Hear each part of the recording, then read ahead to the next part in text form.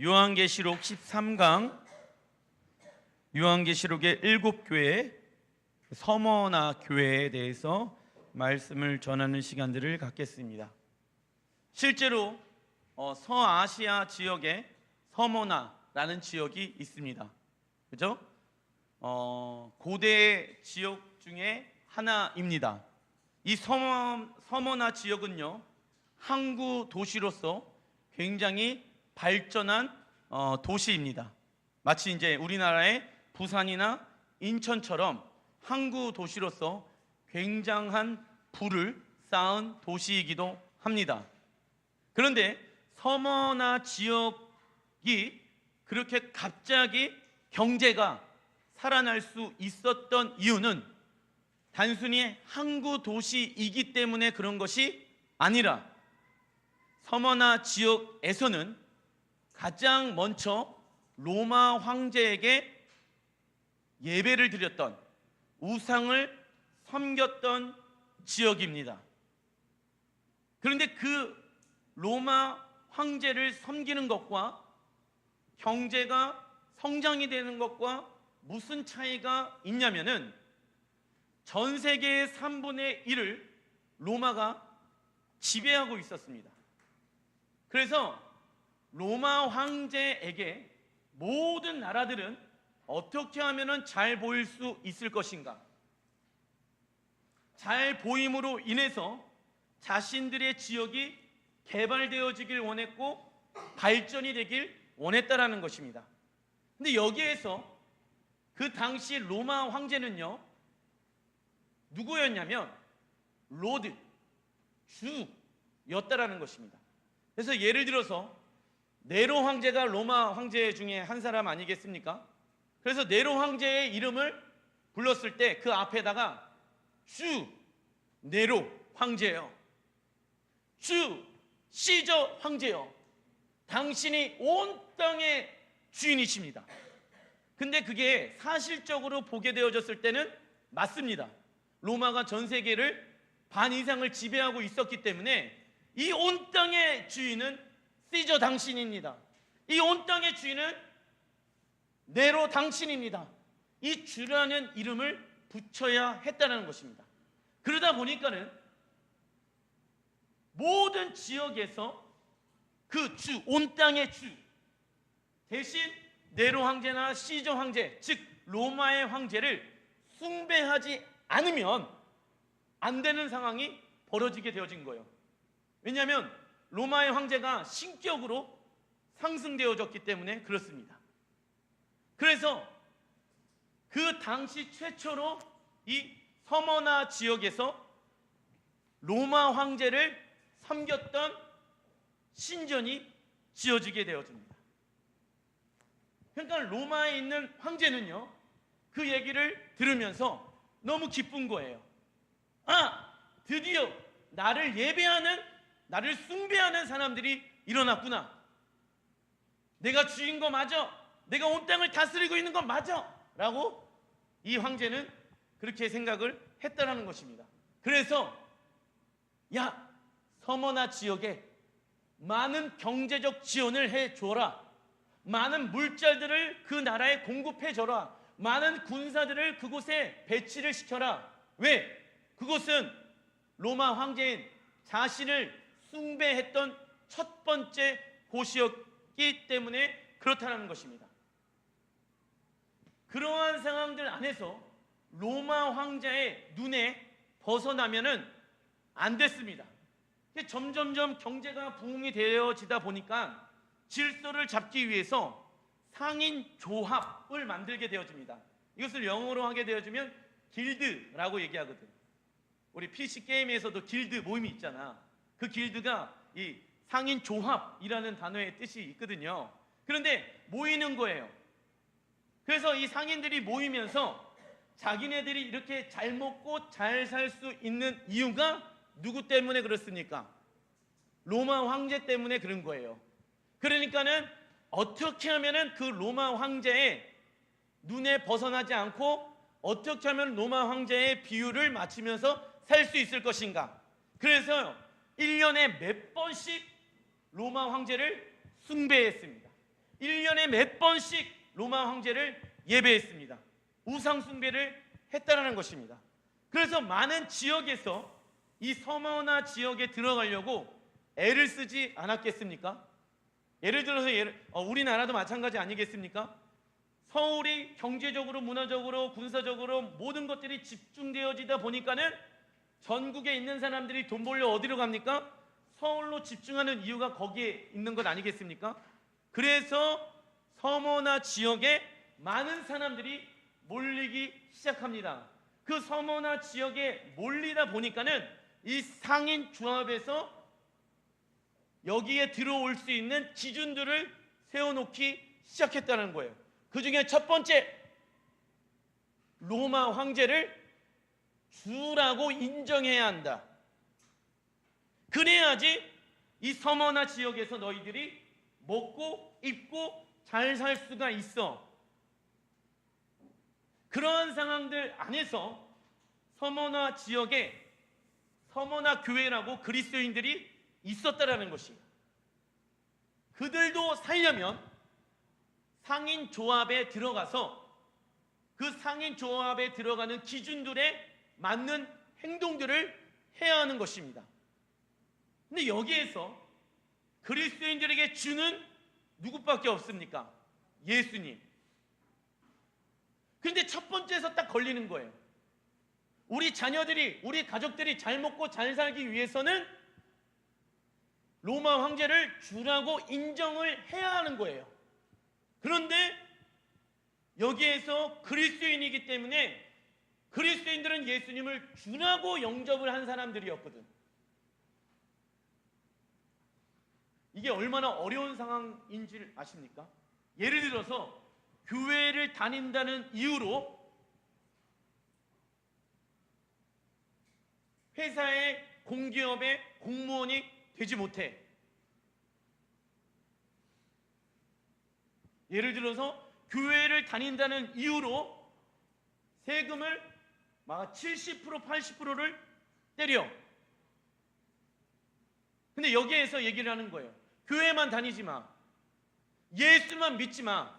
그러면 돈 벌 수 있게끔 해줄게. 이게 굉장히 실질적인 그 사람들에게 갈등의 문제였다라는 것입니다. 그러면 여기에서 우리가 생각해 봐야 합니다.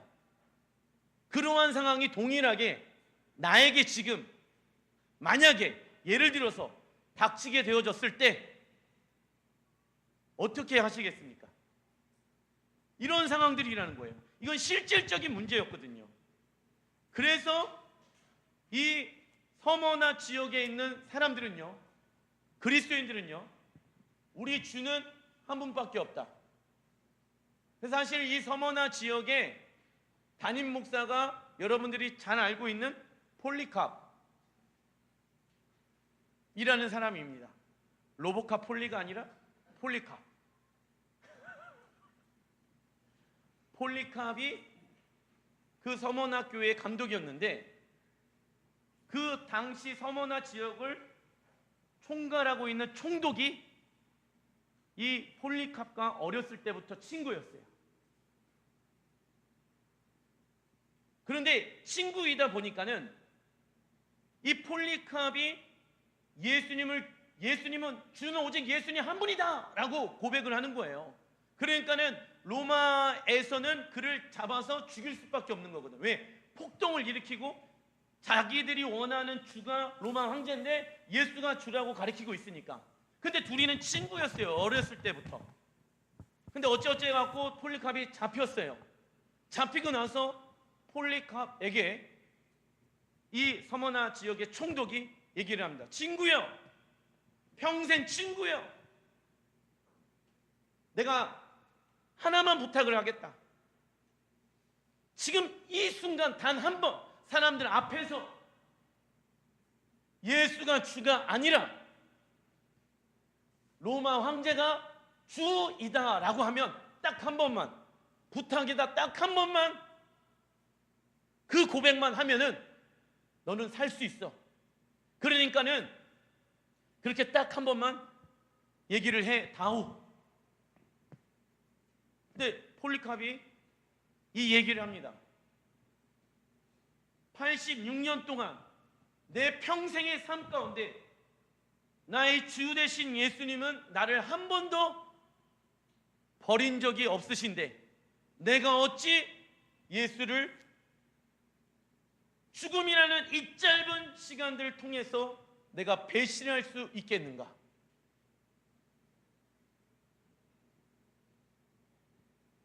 그러면서 화형에 처해서 죽었다라고 얘기합니다.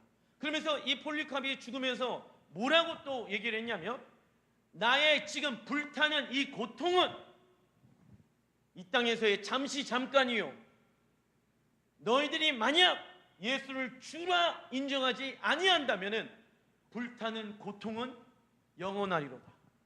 친구여, 총독이여, 예수는 주입니다. 복음을 전하고 불타는 그 화형에 죽게 되어집니다. 자, 이러한 상황들 가운데 사도 요한은요, 서머나 교회에게 편지를 씁니다. 그 첫 구절이 무엇이냐면, 자, 2장 8절 읽어보겠습니다. 시작. 서머나 교회의 사자에게 편지하라.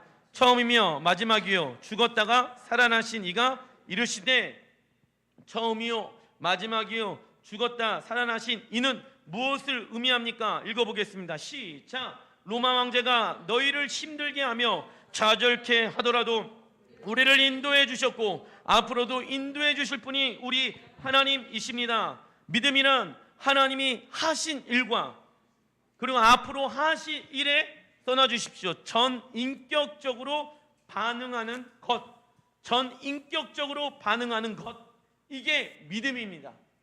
하나님이 하신 일과 그리고 앞으로 하실 일에 대해서 무엇을 해야 됩니까? 전인격적으로 반응하는 것이에요.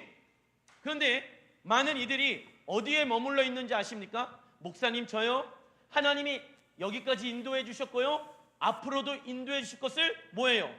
믿습니다 라고 하는데 무엇을 안 해요? 전인격적 반응을 안 해요. 하나님이 여기까지 인도해 주셨고요, 앞으로도 인도해 주셨다는 것을 믿고는 있어요. 그런데 반만 믿어요. 뒤에 안 해요. 전인격적으로 반응을 안 해요. 행동을 안 해요. 믿음의 순종을 안 해요. 그러면 믿음이 결부가 되어줄 수 있습니까? 없습니까? 없다는 거예요.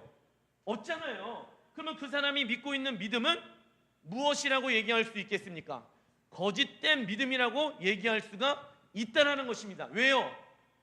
전인격적인 반응은 뭐냐면, 내가 육체로서, 내가 마음으로서 할 수 있는 모든 것들을 내가 다 내 삶의 믿음의 행위와 마음의 또 입술의 선포를 통해서 내가 고백하고 인정해드리고 순종의 삶을 살아드리는 것이 믿음의 삶이라는 것입니다. 그러니까 내가 믿고 있는 이 믿음과 내 순종의 삶은 이게 따로 떨어질 수가 있다 없다? 없다라는 것이에요. 그런데 사람들은 이 내가 믿고 싶은 대로 하나님이 여기까지 인도하셨으니까 앞으로도 인도하실 것이야 라고 얘기를 하는데, 삶에서는요, 전인격적으로 주님의 말씀에 순종함으로 반응을 합니까? 안 합니까? 안 하는 모습들을 바라보면서 주님은 거짓된 행동이다, 거짓된 믿음이다 라고 얘기를 하고 있는 거예요. 그분은 전능하신 분이시고 처음과 마지막이요, 그리고 죽었다가 살아나신 분이요. 아까도 이런 얘기를 했는데, 실타래가 엉켰잖아요. 실타래가 엉켰는데 이 엉켜진 실타래를 풀 수 있는 유일한 방법은 딱 하나밖에 없습니다. 뭐냐면 처음과 끝을 찾아야 하는 것이에요. 그래서 예수님이 처음과 마지막이다라고 얘기를 하고 있는 거예요. 우리의 인생 가운데 실타래처럼 엉키고 설키고 꼬여가지고 복잡하다, 이거 그냥 확 끊어버려, 인생 확 끊어버려 라고 생각을 하는데, 아니에요. 풀 수 있습니다. 무엇으로요? 예수의 이름으로 풀 수 있다는 것입니다.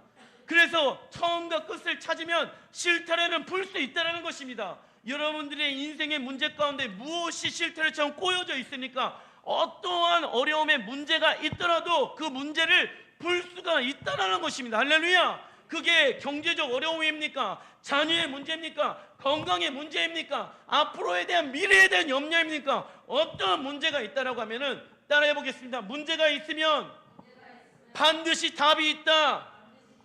인생에 문제가 있으면요 반드시 답이 있기 마련입니다. 그런데 그 답을 세상은 거짓된 오답을 제시하고 있다는 거예요. 돈 많으면 이쁜 여자랑 이쁜 남자, 잘생긴 남자친구랑 뭐 스펙이 어떤 사람이랑 결혼을 하면은 행복한 삶을 살겠지, 아니라는 것이에요. 절대 거짓말이라는 것입니다. 그래서 제가 그런 얘기를 해요. 사랑해서 결혼을 하는데 결혼하면 이꼬로 행복하다고 생각하는데 따라해 보겠습니다. 결혼하면 행복이 그냥 만들어지는 것이 아니다. 결혼을 해서 행복은 갑자기 하늘에서 뚝 떨어지는 것이 아니에요. 행복은 서로가 그리스도의 사랑으로 섬기고 베풀고 오래 참고 인내하면서 만들어가는 것이 행복한 것입니다.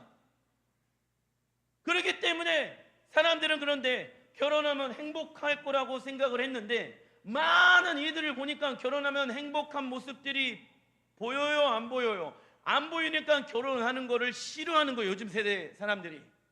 왜? 결혼하면 어렵다고 생각하고 애 키워야 되니까는 자신의 시간들을 투자해야 된다고 생각하고 자기가 고생한다고만 생각하니까는 그 안에서 편안한 것을 선택하는 것입니다. 그런데 중요한 것은 편안한 것이 행복한 것이 맞다, 아니다? 아닌 거예요. 그냥 편안할 뿐입니다. 근데 그 편안함 가운데 무엇이 오는지 아십니까? 갑자기 혼자 있을 때 우울함이 와요. 갑자기 공허함이 와요. 갑자기 이제 그런 마음들이 드니까는 알코올릭이 되어져요. 섹스에 중독되어져요.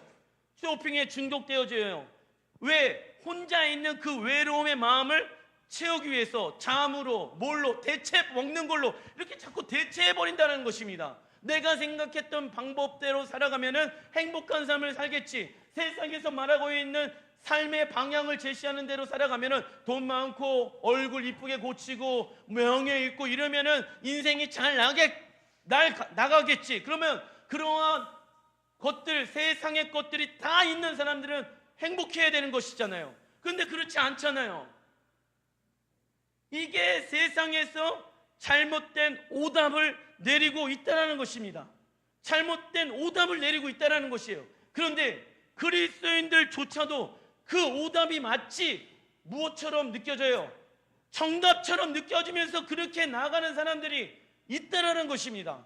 여전히 세상의 유혹을 뿌리치지 못하고 잘못된 방법을 알면서도 이게 내 삶의 습관이 되어져서 어둠 가운데 가고 있는 나의 삶의 모습에 돌이키지를 않는 거예요. 그러니까 여러분들 아까 제가 말씀드렸잖아요. 서머나 지역에서 만약에 먹고 살아야 되는 그 문제에 직면하게 되어졌을 때 여러분들 쉬워요. 한 번만 예수가 주가 아니요 로마 황제가 주입니다라고 고백하면 돼요. 우리 얼마나 쉽게 세상에서 타협하면서 살고 있습니까? 예수가 주인인데 뭐 요번 한 번 정도야 뭐 하나님이 다 용서해 주시겠지. 이렇게 우리가 얼마나 잘못된 믿음으로 살아가고 있느냐라는 것이에요. 자, 그러한 상황들 안에서 2장 9절에 사도 요한이 서머나 교회의 성도들에게 이렇게 말을 합니다. 시작. 내가 내 환난과 궁핍을 알거니와. 자, 환난은요 써놔 주십시오. 이 헬라 원어의 뜻이 무엇이냐면 큰 돌에 눌려 있는 상태. 큰 돌에 눌려 있는 상태. 그래서 우리 옛날에는 이제 우리 어머님 세대에 마음에 무슨 병이 많습니까? 우라통, 화병 이게 많이 있습니다. 왜? 큰 돌에 눌려 있는 것처럼 어떻게 이 어려운 삶을 헤쳐나갈 수 있겠는가라고 고민하고 정말 깜깜했기 때문에 앞이 안 보였거든요.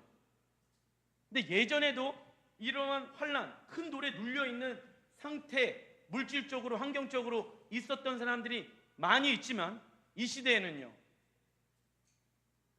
감정적으로,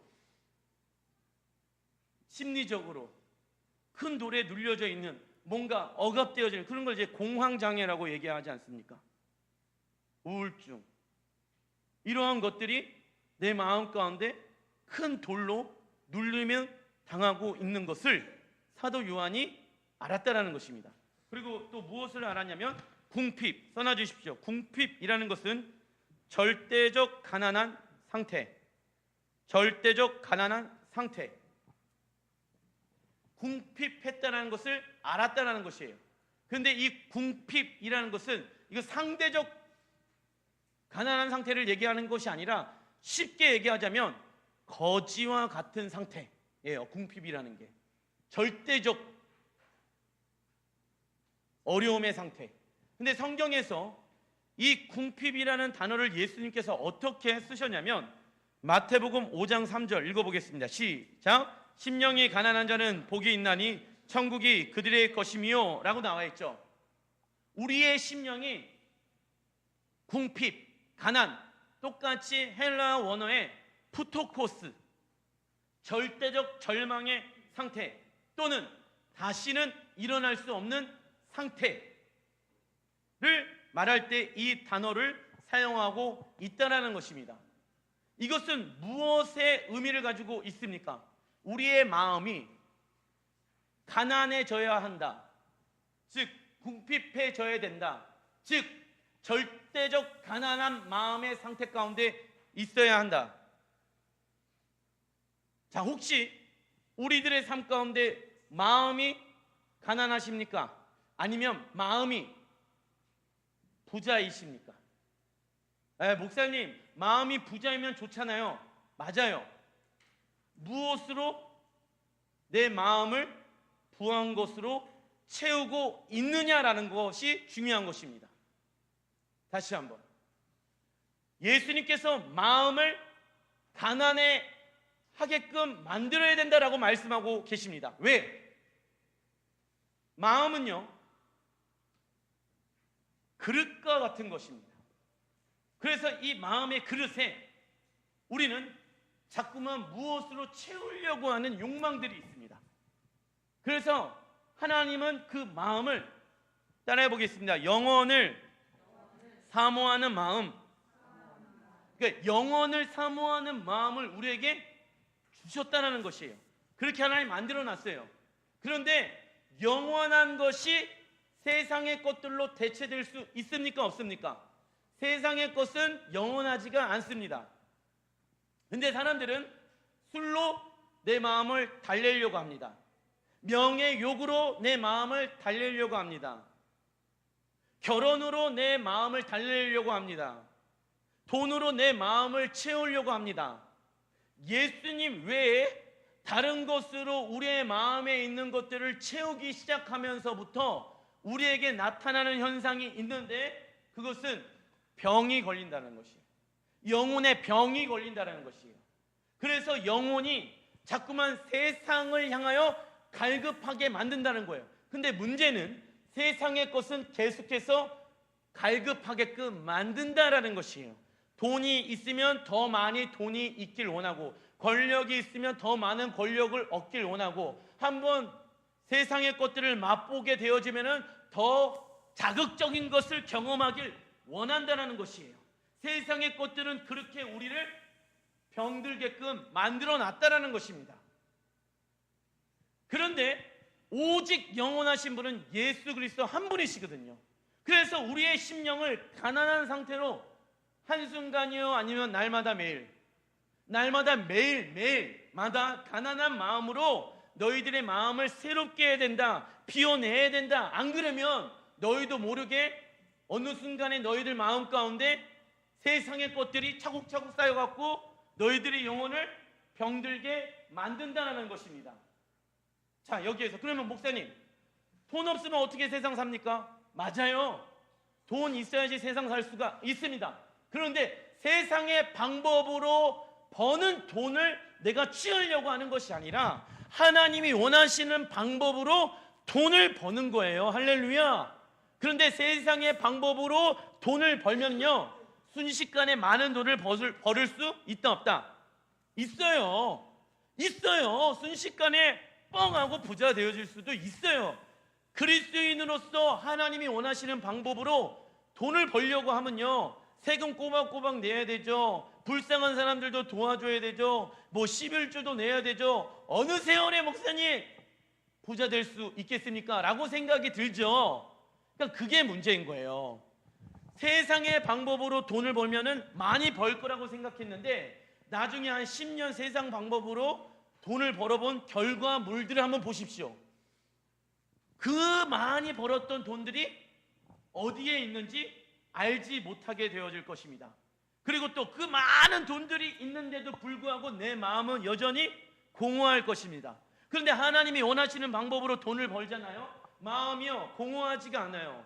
그리고 하나님이 하나님의 방법으로 내 삶 가운데 많은 열매들을 맺게 하시는 것들을 눈으로 보게 하실 것입니다. 그래서 그 사람은요 거기에 머물러 있지 않고요 더 큰 하나님의 나라를 꿈꾸고 더 큰 하나님의 나라의 사업을 위해서 무엇을 할 것인가, 날마다 주님의 비전과 마음을 받으면서 자신을 개발하면서 살아가게 되어질 것입니다. 할렐루야. 그러면은 우리는 선택해야 하는 것입니다. 무엇을 위해서 돈을 벌 것인지. 말은 하나님의 나라를 위해서 번다라고 하는데, 보세요, 하나님의 나라를 위해서 번다라고 하는데 방법론은 세상의 방법론이에요. 그러면 하나님의 나라를 위해서 돈을 버는 것이 아니면 세상과 나를 위해서 돈을 버는 거라고 얘기할 수 있겠습니까? 다시 한번, 이게 우리가 직면해야 되는 문제라니까요. 하나님의 나라를 위해서 돈을 번다라고 얘기를 하는데, 하나님의 나라를 위해서 공부한다라고 하는데, 세상의 방법으로 돈 벌고 세상의 방법으로 공부하고 세상의 방법으로 살아가는데 하나님의 나라를 위해서 돈을 번다라는 말이 성립되어진다 안 된다? 거짓말하면 안 된다는 거예요. 우리는 사도 요한이 갑자기 뭐라고 얘기하냐면, 환난과 궁핍, 즉 큰 돌에 눌려 있고 절대적 가난의 상태 가운데 있는 서머나 교회의 성도들에게 뭐라고 얘기하는지 아십니까? 갑자기 2장 9절 시작. 실상은 내가 부요한 자니라. 자, 이런 거죠. 제가 어떤 분에게 사업이 너무 안 되고 너무 힘든 그 상황 가운데 예수를 붙잡으십시오. 실상은 당신은 부한 자입니다 라고 얘기하면은 이 사람은 뭐라고 얘기할까요? 목사님, 제 말을 어디로 들으셨습니까? 귓등으로 들으셨습니까? 아니 발등으로 들으셨습니까? 내가 영어로 얘기했나요?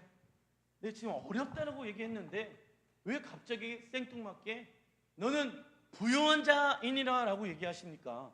저 지금 작은 돌도 아니고요 엄청나게 큰 돌이 내 마음을 누르고 있고요, 나 지금 거지같이 사는 거 주님, 사도 요한, 목사님 아세요 모르세요?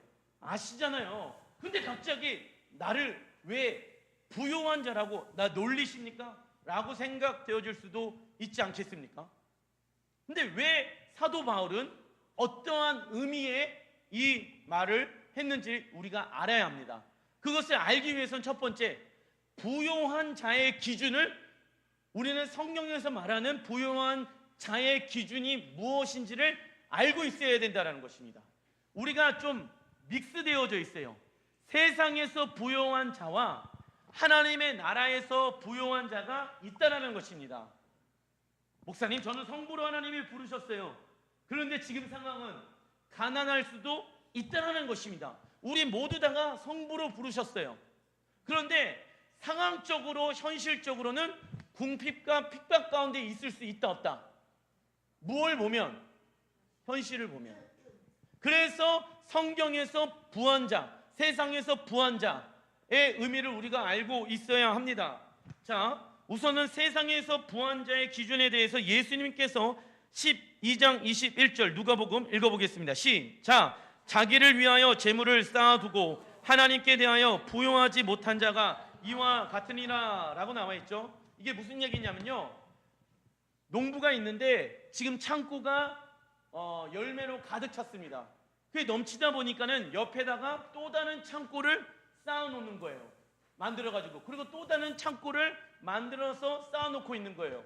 그러면서 예수님이 이 농부에게, 부자에게 뭐라고 얘기하냐면, 어이, 평생 먹어도 이거 다 못 먹는데 이것은 네 게 아니야 지금. 자, 돈이 많아가지고 통장에다가 돈을 입금해 놨습니다. 그 돈은 우리가 썼을 때 우리 것이라고 얘기할 수가 있는 것이에요. 목사님, 통장에 무슨 돈을 놨는데 우리가 썼을 때, 왜냐면은 나라가 망하면, 전쟁이 나면, 그리고 그 은행이 부도가 나게 되어지면 그 돈이 없어질 수도 있는 것 아니겠습니까? 그죠? 맞는 얘기잖아요. 그러니까 내가 뭔가 썼을 때 그 돈을 나의 것이라고 여길 수가 있다는 것입니다. 통장에 있는 돈은 내 돈이다, 내 돈이 아니다. 아닌 거예요. 그냥 예금해 놓은 거예요. 맡겨 놓은 거예요. 누구에게? 은행에게. 왜? 은행을 나는 신뢰하니까. 은행을 신뢰하니까는, 믿으니까는, 이 돈을 잘 지켜주겠지라고 하니까는 거기다 맡겨 놓은 거잖아요. 그런데 실질적으로 그 돈이 내 거라는 것을 증명해 내려면 내가 썼을 때 내 거라고 얘기할 수가 있다는 것입니다. 그런데 하나님께서 물어보시는 거예요. 평생 먹어도 다 먹지 못하는 열매들이 너의 창고에 있는데 너는 왜 이렇게 하나님을 위해서 그 물질을 쓰지 못하느냐라고 얘기하고 있다는 것입니다. 그래서 세상의 부의 개념은요, 뭐가 많은 사람입니까? 세상에 돈이 많은 사람이라는 것입니다. 자, 세상에서 돈이 많은 사람, 우리 안에, 자, 그렇다고 하면은 하나님 보시기에 부요한 자에 대해서 한번 알아보겠습니다. 히브리서 11장 25절부터 26절 시작. 도리어 하나님의 백성과 함께 고난 받기를 잠시 죄악의 낙을 누리는 것보다 더 좋아하고 그리스도를 위하여 받는 수모를 애굽의 모든 보화보다 더 큰 재물로 여겼으니 이는 상 주심을 바라봄이라 라고 나와 있죠. 그리스도를 위하여 받는 수모는 애굽에서의 모든 보화보다 더 큰 재물이라고 하십니다.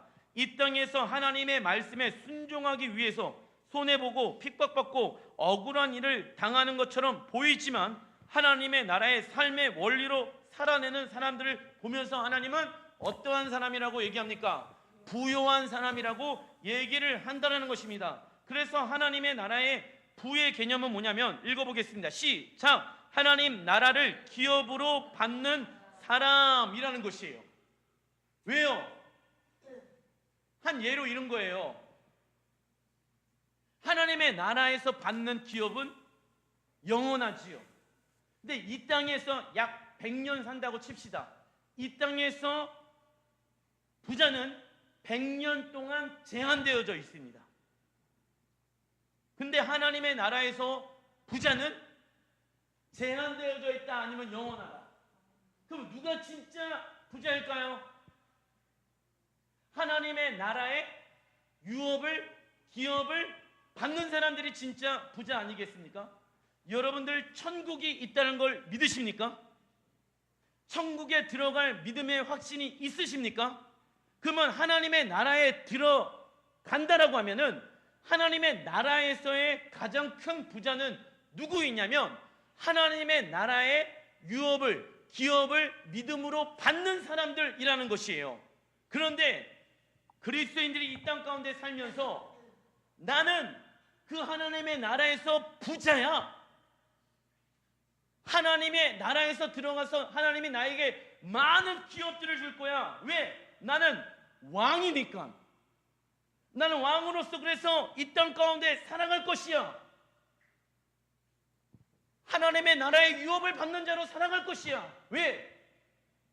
하나님의 나라의 유업이 가장 영원하니까. 100년 부자여봤자 100년밖에 지속될 수가 없습니다. 제한되어져 있다는 것이에요.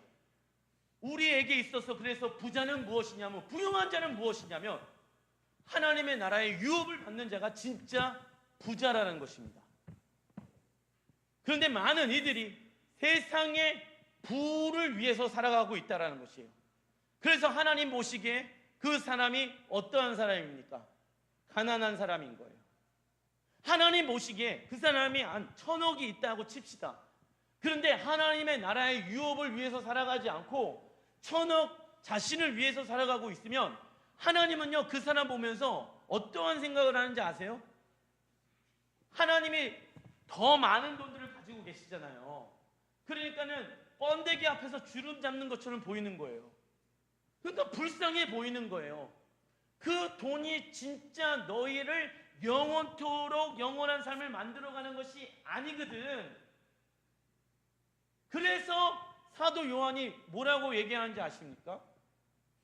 실상은 부요한 자라니까. 현실은 궁핍과 가난함과 어려움과 힘듦과 지침이 너의 삶 가운데 있을 수 있겠지만 믿음은 바라는 것들의 실상이야. 넌 무엇을 바라고 있니? 너 죽으면 어디 가니? 무엇을 위해서 돈 벌고 무엇을 위해서 살아가니? 그러면 정말 하나님의 나라가 있다는 것을 믿니? 그러면 그 믿음이 너의 삶 가운데 실상이 되어야지. 그 실상이 되어졌다라고 하면 너는 어떤 사람입니까? 부자야. 그런데 가짜들은요, 가짜 그리스도인들은요, 예수님 때문에 오게 되어지는 핍박과 궁핍에 대해서 견뎌내지 못하는 거예요. 예수님이 원하시는 방법으로 살아가게 되어졌을 때 오게 되어지는 핍박과 궁핍의 시간을 통해서 우리는 주님의 형상으로 닮아가는 시간들을 갖는 거예요. 그릇들을 준비해 나아가는 것이야. 그러면서 그 그릇들을 준비해 나가는 모습을 주님이 바라보시면서 야, 네가 제일 부유한 자다, 네가 제일 부자다 라고 얘기하는 거예요. 왜? 하나님의 나라의 유업으로 지금 쌓이고 있기 때문에. 그래서 믿음은 바라는 것들의 실상이요 보지 못하는 것들의 증거다라고 얘기하고 있잖아요. 그래서 사업을 하나님이 원하시는 방법으로 사업을 해보는 거예요. 왜? 그 방법으로 하게 되어졌을 때 처음부터 잘 될 수도 있겠지만 처음부터 잘 안 될 수도 있고, 처음에는 잘 안 됐지만은 후에는 잘 될 수 있어. 그런데 잘 되고 안 되고는 누구에게 달려있다? 하나님께로 달려있다라는 거예요. 그런데 우리는 자꾸 잘 되고 안 되는 거에 집중한다라는 거예요. 잘 되고 안 되는 거에 집중하다 보니까 마음이 어때요? 어려워지고 힘들어지고 세상의 방법을 쫓아 살아가고 있는 사람들이 되어져 버린다는 거예요. 그러지 말라고 얘기하는 거예요. 어렵고 잘 되고 하는 것은 다 하나님께 달려져 있어. 그러니까 잘 될 때일수록 주님 앞에 무엇을 하냐면 무릎을 꿇는 거야. 바라크, 뭐냐? 복 있는 자. 너희들은 복 있는 자야. 이 복의 히브리 원어는 바라크, 하나님께 무릎을 꿇는다. 잘 돼도 하나님께 무릎 꿇고 잘 되지 않아도 하나님께 무릎을 꿇는 자로서 살아가는 게 진짜 복된 삶을 살아가는 것이야. 그러면 하나님의 때가 차게 되어지면 하나님의 열매를 그 사업장에게, 가정에게 주신다는 것입니다. 그런데 핍박과 고난의 시간들을 우리는 자꾸 세상의 방법으로 벗어나려고 한다는 게 문제라는 거예요. 아까 얘기한 것처럼 목사님 당장 지금 죽겠는데요, 네오 황제를, 로마 황제를 주라고 인정하지 않으면 지금 당장 죽겠는데, 제 마음속에서는 예수님을 주로 영접하고 있으니까 한 번만, 우리 가족들 살려면은 지금 이렇게 해야 되는 거 맞잖아요. 그러니까 한 번만 배신하고 회개하고 주님께 돌아. 얼마나 이게 엉터리입니까? 이거는 믿음이라고 얘기할 수 있는 것이 맞다 아니다? 아니에요. 그러한 신앙은 아예 불신자가 더 낫다라는 것이에요. 이러면 안 됩니다. 신앙생활 이렇게 하면 안 되지요. 주는 오직 한 분이십니다. 그 주인이신 예수님께서 나 같은 죄인 살리시려고 십자가에서 갈기갈기 찢겨 죽으셨는데, 어떻게 그 예수님은 평생 동안 단 한 번도 나를 배신한 적이 없는데 정말 그 예수님을 주라고 믿는다라고 하면은 배신할 수 있겠습니까? 없겠습니까? 그분은 한 번도 나를 배신한 적이 없는데 우리는 왜 이렇게 매일마다 배신하고 예수님이 원하시는 방법, 핍박과 궁핍이 오면은 하나님 나한테 왜 그러십니까? 하나님 앞에 불평불만하고. 그런데 하나님은 우리 보시기에 부유한 자래요. 너의 실상은 부자래요. 왜? 우리는 이 땅에 관심을 두고 살아가는 자가 아니라 하나님의 나라에 우리의 마음을 묶으면서 살아가는 자거든. 우리의 소망은 하나님의 나라에 있거든. 우리의 소망은 천국에 있거든. 그래서 이 땅 가운데 실상 내 삶 가운데 실상이야. 하나님의 나라는 죽어서 가는 곳이 하나님의 나라가 아니라, 나의 실상은 세상이 아니라 나의 실상은 하나님의 나라야. 나는 이제 하나님의 나라를 위해서 살아갈 거야. 이제는 하나님의 나라의 방법으로 돈 벌 거야. 그래, 하나님의 나라의 방법으로 내가 이웃들 사랑할 거야. 나 하나님의 방법으로 이렇게 살아갈 거야. 그런데 사람들이 뭐라고 얘기합니까? 하나님의 방법대로 살아가는 게 힘들대. 그런데 그들의 마음 가운데 구원에 대한 확신이 있대. 그런데 궁핍과 환난을 세상의 방법으로 이겨내려고 하고 있는데 어찌 하나님의 나라에 들어갈 수 있겠느냐라는 것입니다. 여러분들, 진짜 구원을 받았다라고 하면은 예수를 배신할 수 있습니까? 각종의 방법으로, 각종의 합리화로 다 세상의 방법 다 취하고 있으면서 내 부족함을 아시니까 예수님이 십자가에서 죽어주신 건 아니겠어? 나 연약해. 이게 마치 뭔가 내가 죄를 짓는 것이 명분이 되어지는 것처럼 사람들이 죄 지으면서 살고 있지 않습니까? 이게 말이 됩니까, 여러분들? 정말 예수님이 나 같은 죄를 위해서 십자가에 갈기갈기 찢기시고 죽으시고 부활하신 것을 믿는다라고 하면은 정말 그렇게 이상한 합리화시키면서 얘기할 수 있는 것 맞습니까? 그러면 이단이랑 우리가 뭐가 다릅니까? 구원파랑 우리가 뭐가 다릅니까? 신천지랑 우리가 뭐가 다릅니까? 내 삶은 이단인데. 근데 주님이 서머나 교회에게 너희들은 실상은 부자다. 안타까운 것은 뭔지 아십니까? 세상에서도 가난하고 하나님 나라에서도 가난한 자가 제일 안타까운 거예요. 그렇지 않겠습니까? 근데 왜 우리가 이 방법을 취하냐면 하나님의 나라에 우리는 반드시 들어가는 자이기 때문에, 하나님의 나라에 나를 향한 기업이 반드시 있기 때문에 그게 우리의 믿음입니다. 그래서 그 믿음대로 살기 위해서 세상의 법을 따라 살아가는 것이 아니라, 세상의 방법을 따라 살아가는 것이 아니라 하나님의 방법대로 살아가다 보니 당연히 핍박이 오죠. 당연히 고난이 오죠. 왜? 세상을 거꾸로 향해서 나가야 되니까. 당연히 올 수밖에 없는 건 아니겠습니까? 그래서 저는 그래도 그 길을 가는 게 맞다라고 생각합니다. 가짜는 버텨내지 못합니다. 그러나 진짜는 버텨냅니다. 그래서 뭐라고 이야기를 하냐면, 거기다 써놔주십시오. 그들에게 하나님의 나라는 실상이며 이 부는, 써놔주십시오, 영원히 지속될 것입니다. 그러나 가짜 그리스도인들은 하나님을 믿다가 핍박이 오면 땅을 치고 통곡을 합니다. 그게 동일하게 출애굽기 16장 3절에 나와 있죠. 시작. 우리가 애굽 땅에서 고기 가마 곁에 앉아 있었던 때와 떡을 배불리 먹던 때에 여호와의 손에 죽었더라면 좋았을 것을 너희가 이 광야로 우리를 인도해 내어 이 온 회중이 줄여 죽게 하는 도다. 이스라엘 백성들이 왜 이렇게 억울해하고 있을까요? 써놔주십시오. 하나님의 나라가 허상이기 때문에 그렇습니다. 하나님의 나라에 대한 구체적인 그림이 없는 거야. 허상인 거야. 가나안에 대한, 젖과 꿀이 흐르는 가나안에 대한 정확한 그림이 없는 거야. 정확한 믿음이 없는 거야. 그러니까는 허건날 광야에서 살면서 야 차라리 그냥 새끼 꼬박꼬박 먹으면서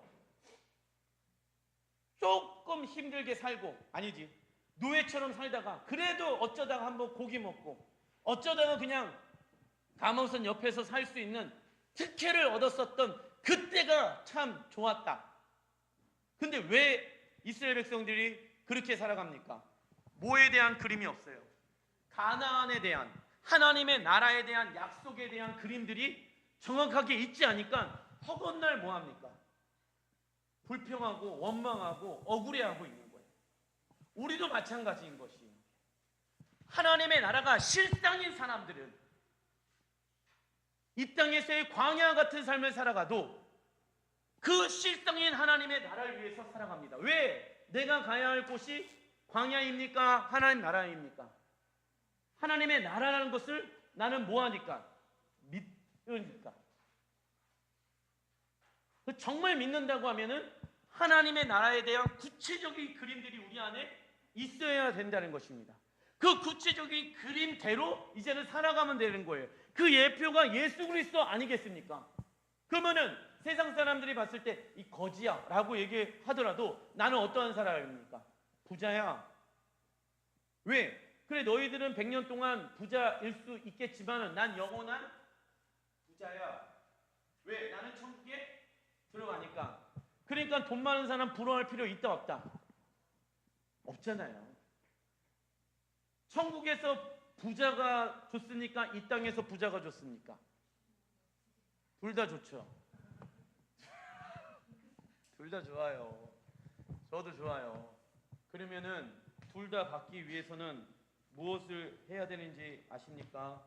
자, 거기 써놔 주십시오. 요한계시록 2장 10절 시작. 내가 죽도록 충성하라. 그리하면 내 생명의 관을 내게 주리라 나와 있죠. 이게 뭐냐면 요한계시록 2장 10절에 이 전반절을 보게 되어지면 너는 장차 받을 고난을 두려워하지 말라. 볼지어다 마귀가 장차 너희 가운데서 몇 사람을 옥에 던져 시험을 받게 하리라. 너희가 10일 동안 환난을 받으리라 라고 나와 있죠. 자, 저를 봐주십시오. 시간이 없으니까 10일이라는 것은 하나님이 정해놓은 시간입니다. 하나님이 정해놓은 기간이에요. 그래서 그리스도인들에게 10일이라는 시간을 다 허락해 놓으셨다. 그런데 이 10일이라는 시간을 환난과 핍박이 오게 되어진다는 것이에요. 왜요? 고난이란 하나님의 말씀에 순종하는 방법을 배우기 위해서. 그래서 고난이 우리에게 유익하다라고 성경에 쓰여져 있습니다. 왜? 우리의 육신을 예수님의 십자가에 복종시키면서 나아갈 수 있는 시간들이 되기 때문에. 그런데 여기서 중요한 것은 이 10일이라는 시간을 반드시 우리는 통과해야 한다라는 것이에요. 그런데 이것을 자꾸 통과해야 되는데 통과하지 않고 꼼수를 부린다. 그러면은 하나님은 반드시 이 10일이라는 기간을 통과를 해야 하기 때문에 다른 환난을 주신다. 내가 생각했을 때는 다른 방법으로 이걸 피해갔다라고 생각을 하는데 하나님은 반드시 그리스도인들에게 10일이라는 시간들을 허락하신다. 그래서 다른 환난의 방법으로 우리를 그 기간을 통과하게끔 하신다라는 것입니다. 그래서 환난과 고난이 오게 되어졌을 때 두려워할 필요 있습니까? 없습니까?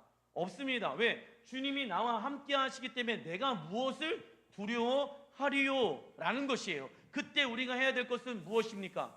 주님의 형상을 닮아가는 시간들을 가지면서 그 환난과 비난의 시간들을 겪으면 된다라는 것입니다. 걱정하지 마십시오. 왜요? 하나님은 하나님이 원하시는 그 비난과 핍박의 시간들이 지나가게 되어졌을 때 하나님이 초대교회에게 또 로마가 기독교를 국교로 만들게 되어지는 하나님의 때에 은혜를 주시지 않았겠습니까? 우리도 동일한 마찬가지 은혜가 있다는 것입니다. 사업의 기름 부으심을 받기를 원합니까? 그러면 우리가 해야 될 것은요, 뭘 해야 되냐면 그릇을 정결하게 깨끗하게 만들어 놔야 한다는 것입니다. 핍박이 오고 어려움이 오더라도 거기에서 세상의 방법을 선택해가지고 이 사업장을 어떻게 하면 잘 성공시킬 수 있을까? 이것을 뺑뺑뺑 돌리면 된다 안 된다? 어떻게 하면 하나님이 원하시는 방법으로 이 사업장을 만들어낼 수 있을 것인가를 생각을 해야 된다는 것이에요. 그러면 돈이 안 벌릴 수도 있다 없다? 있다라는 것이에요. 그 안에서 내가 해야 될 것은 궁핍과 어려움과 환란이 오더라도 그 안에서 주님과 함께 예수님의 형상을 닮아가는 시간들에 집중을 하면 되는 거예요. 그러면은 망해도 주님의 영광을 위해서 망하는 거예요. 그런데 그러한 삶을 살지 않는데, 목사님 저는요 망해도 주님의 영광을 위해서, 부해도 주님, 말로만 삶으로 증명해 내야지 주님이 망해도 주님의 영광을 위해서 망했다는 것을 내 삶을 통해서 증명해 내야 되는 건 아니겠습니까? 그러면은 실제로 망했다고 치더라도 하나님 나라에는 뭐 했을까요? 쌓여져 있겠죠. 그러니까는 그 사람은 부원자가 될 수가 있다 없다? 있다. 그래서 망하고 흥하는 것은 누구에게 달려 있습니까? 하나님께 달려 있다라고 얘기를 하잖아요. 그래서 거기에 집중 안 하는 거예요. 물론 집중하죠. 매출이 하루마다 하게 되어졌을 때, 월이 또 다가오게 되어졌을 때 내야 될 것들이 많이 있죠. 근데 그러한 부분들 고민하면은 문제가 해결이 됩니까? 안 됩니까? 어차피 안 되잖아요. 그러면 그 안에서 우리가 해야 될 것은 무엇입니까? 세상의 방법을 다 해보는 것이 아니라 먼저 하나님의 방법으로 해보는 거예요. 세상의 방법으로 해도 안 된다라고 하면 하나님의 방법으로 해보자 이거예요. 처음부터. 자, 이러한 상황들 안에서 거기다 써놔주십시오. 정해놓으신 하나님의 분량을, 환란의 분량을 다 채우지 않고 회피해 버리면 그것으로 끝이 나는 것이 아니라 다른 모습의 환란으로 우리에게 닥칩니다. 그러나 이 환란의 시간은 영원하다, 잠시다라는 것이에요. 그래서 요한계시록 2장 10절에 죽도록 충성하라 라고 얘기하고 있는데, 죽도록 충성하라의 뜻은 뭐냐면, 읽어보겠습니다. 시작. 죽게 되더라도 충성하라 라고 말씀하고 있습니다. 자, 죽게 되더라도 뭐 하라고요? 충성하라. 죽음을 각오하고 충성하라 라고 얘기하는 거예요. 그러니까는 로마 황제 앞에서 주여 라고 하고 나서 잘 먹고 잘 살아요. 그러면 죽도록 충성한 거예요? 안 한 거예요? 안 한 거잖아요. 근데 왜 이러한 삶을 살아야 하냐면,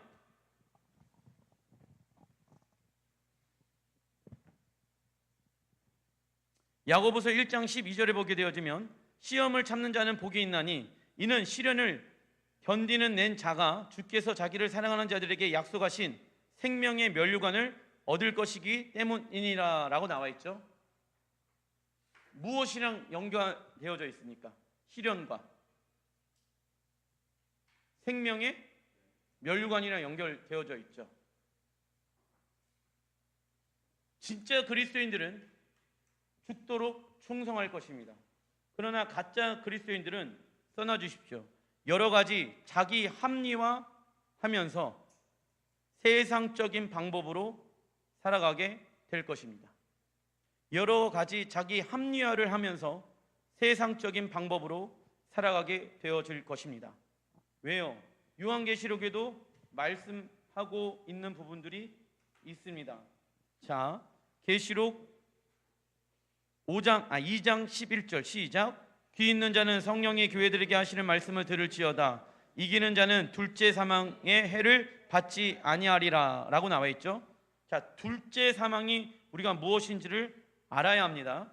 둘째 사망을, 해를 받지 않는다. 그게 어디에 나와 있냐면 요한계시록 2장 12절부터 15절 시작. 또 내가 보니 죽은 자들이 큰 자나 작은 자나 그 보좌 앞에 서 있는데 책들이 펴 있고 또 다른 책이 펴졌으니 곧 생명책이라. 죽은 자들이 자기 행위를 따라 책들에 기록된 대로 심판을 받으니. 여기 나와 있죠. 죽은 자 또 산 자 어디에 다 기록되어져 있습니까? 생명책에 기록되어져 있으니 죽은 자들은 무엇을 따라 심판을 받습니까? 자기 행위를 따라. 즉 하나님의 심판대 앞에 천국에 가는지 지옥에 가는지에 대해서 판결나는 기준은 무엇입니까? 자기 믿음의 행위대로. 그죠? 그래서 우리가 이 땅 가운데 믿고 있다라고 하면은 그 믿고 있는 것을 증명해 내야 된다라고 말씀드렸습니다. 그래서 자기의 믿음의 행위란, 써놔 주십시오. 자기의 믿음을 삶으로 증명해내는 삶.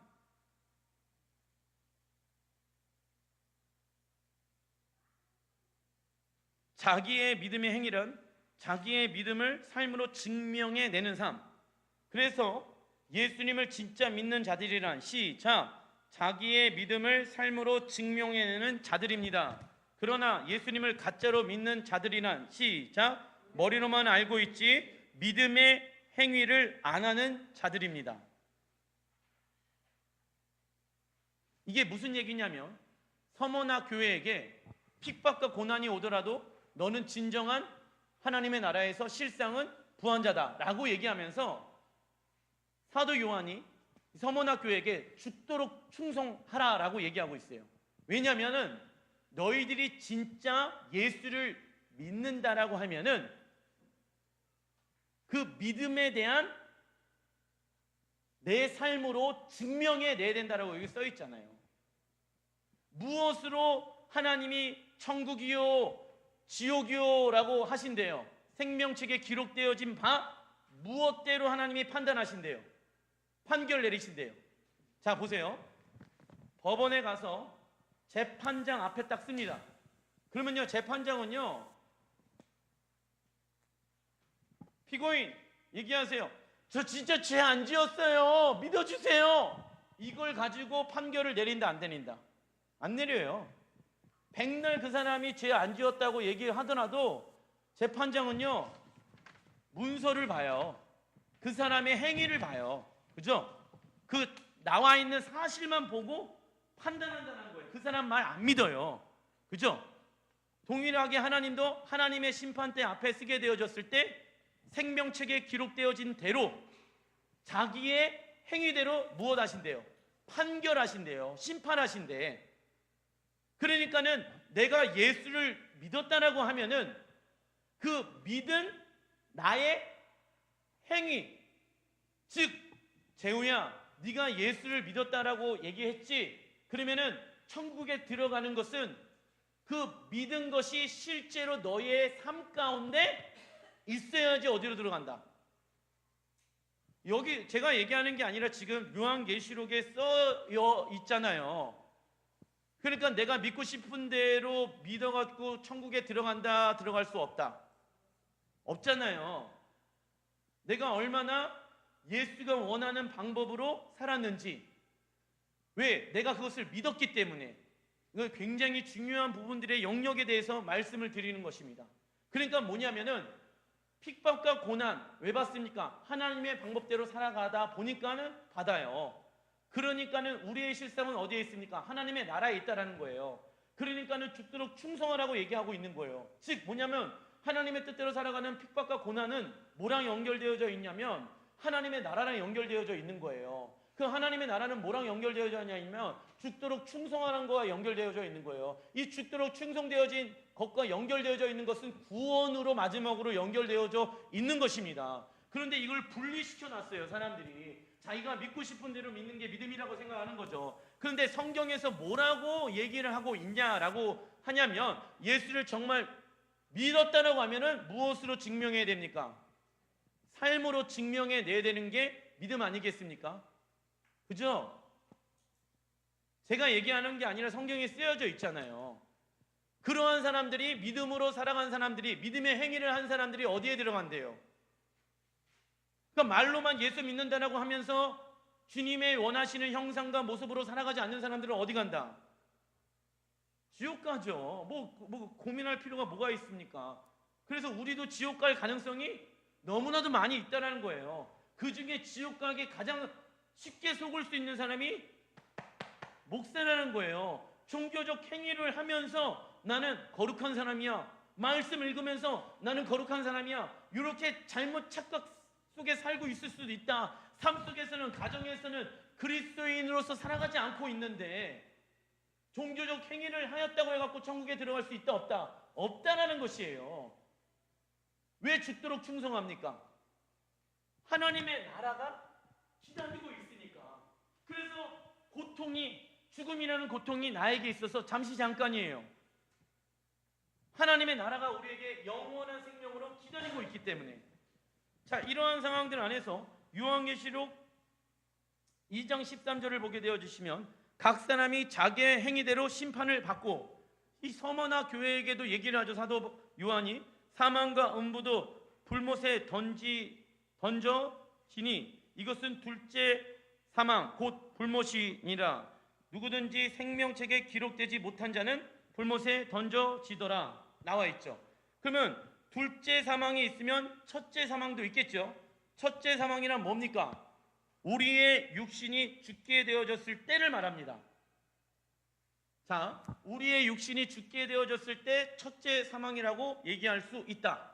그래서 저도 여러분들도 다 무엇을 경험합니까? 사망, 첫째 사망을 경험한다. 그런데 여기에서 둘째 사망이 있대요. 이게 무슨 얘기냐면, 써놔주십시오. 하나님이 세상을 심판할 때 영원한 멸망을 받는 자입니다. 영원한 멸망을 받는 자, 그것을 백보자 심판이라고 얘기하고 있죠. 그러니까 여러분들, 성경은요 그냥 허상으로 적어놓은 것이 아니라 굉장히 자세히, 굉장히 세밀하게 적혀져 있어요. 이런 게 도대체 뭐지? 우리 모든 사람들이 다 죽으면 첫째 사망을 경험하는 사람들입니다.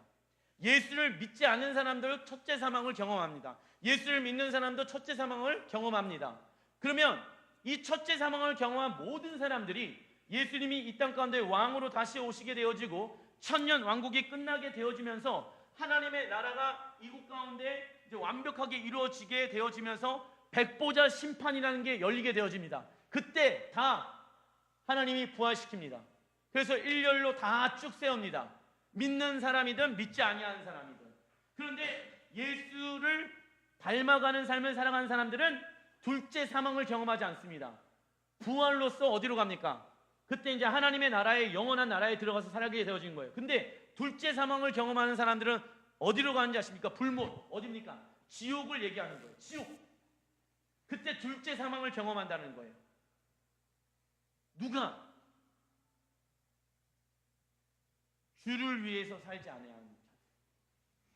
즉, 주를 위해서 살지 않으니까 무엇이 없다라고 얘기할 수 있습니까? 믿음이 없다라고 얘기할 수 있겠지요. 그래서 서머나 교회에게 하나님의 나라가 소망이다라는 것을 이 사도 요한은 얘기하고 있다라는 것입니다.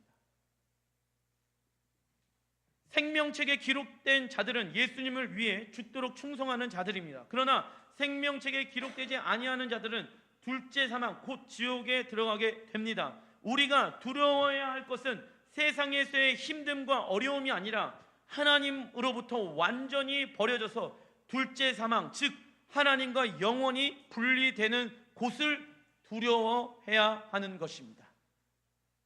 말씀을 마치겠습니다.